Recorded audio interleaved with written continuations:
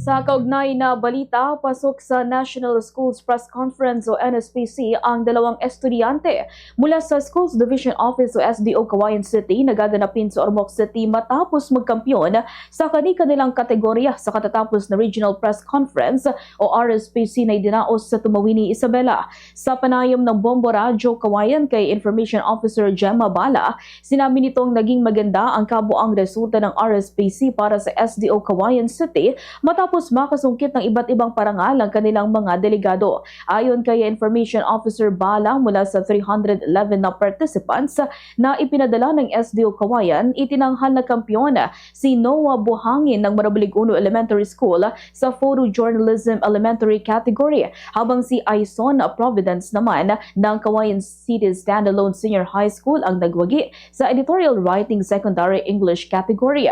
Dahil dito ang dalawa ay kabilang sa mga magre-representa ng Region 2 sa NSPC ngayong taon. Sa kasalukuyan ay wala pa umanong inilalabas na memorandum hinggil sa eksaktong petsa ng naturang aktibidad. Ganito ang bahagi ng pahayag ni Information Officer Gemma Bala.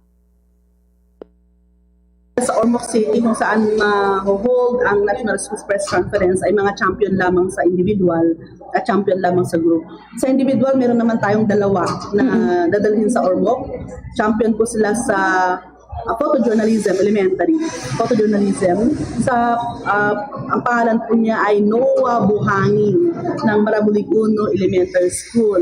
At ang coach naman po niya ay si Eileen Grace Dumalanta. At ang pangalawa naman po na nakuha natin ay itong si Providence Aison ng Cauayan City Senior High School, ay Standalone Senior High School, under kay Sir Jan Mina.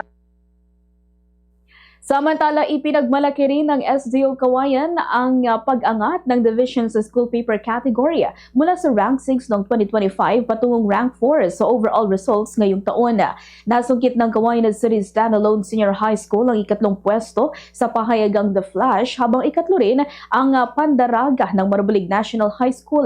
Nagtapos naman sa ikapitong pwesto ang Gintong Butil ng Cauayan City Science and Technology High School at ika-6 na pwesto ang Moonlight. Ganito bang karagdagang bahagi ng pahayag ng Information Officer Gemma Bala.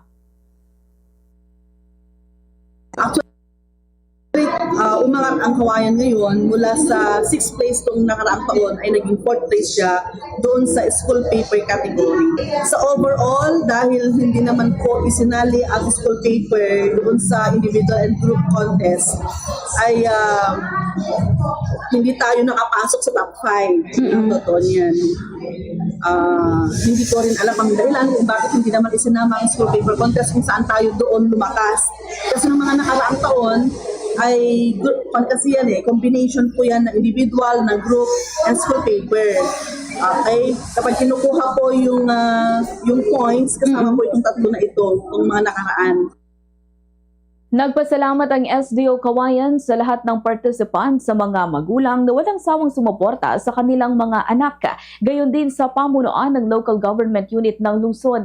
Sa overall championship ng RSPC na kuha ng SDO Cagayan, ang kampyonato sinundan ng SDO Isabela sa ikalawang pwesto, SDO Tugigaraw sa ikatlo at SDO Ilagan sa ika-4.